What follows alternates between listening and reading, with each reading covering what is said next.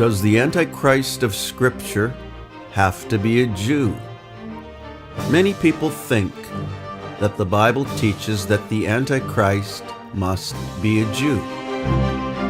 But does it really teach that?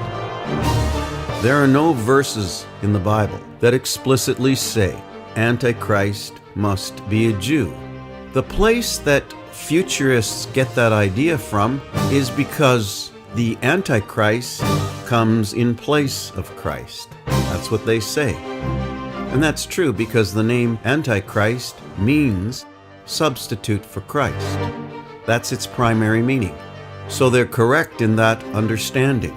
But are there actually any verses in the entire Bible that say Antichrist must be a Jew? No, there are none. Yet it's reasonable to suggest that their assumption is correct. So let's have a look at that. Let's entertain that notion for a few minutes. Antichrist must be a Jew. Okay. Now the reason historicists disagree with that is because historically the Church, for almost 1800 years, identified the Roman Catholic Church and its popes as the Antichrist system. So when the futurists say, well, you historicists are wrong because the Pope isn't Jewish, and the Bible teaches that the Pope has to be a Jew to be the Messiah. So therefore, you're wrong and we're right. Well, let's look at this. Let's say, okay, the Antichrist has to be Jewish. Did you know that the very first Pope, according to the Catholic Church, the very first Pope was Peter? And guess what? Peter was Jewish. Now, the Roman Catholic Church has concocted this lineage of popes, this papal succession. They've done that by revising history because it gives them credibility. They want to be able to claim that they get their authority right back from Peter, and that was passed along from one pope to the next. We know that's false because there were no popes before Gregory I. Gregory I, though called Pope Gregory by the Roman Catholic Church, refused the title Universal Bishop.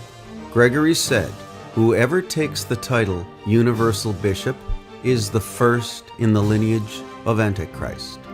Universal Bishop means Pope. So really, historically, we don't have any popes until after Gregory. But that's beside the point. The point is the Roman Catholic Church claims this papal succession right back to Peter, and guess what? The first 15 popes were Jewish from Peter on. But that's not all. When you get to the 5th century, Pope Zosimus, who reigned from 417 to 418, was a Greek, but there were reports that he was an ethnic Jew because his father's name was Abram, spelt Abram.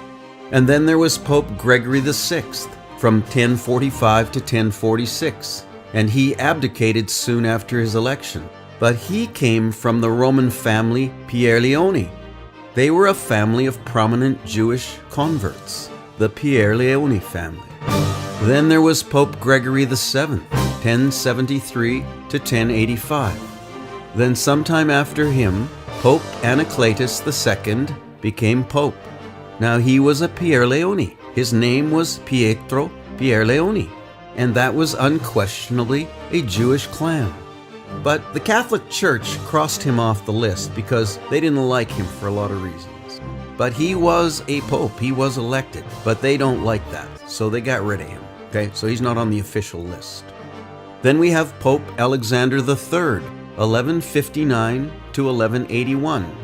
There were many reports from that period of time that he was from a Jewish descent. And the reason people said that is because he was very amiable toward the Jews. He had a very friendly policy.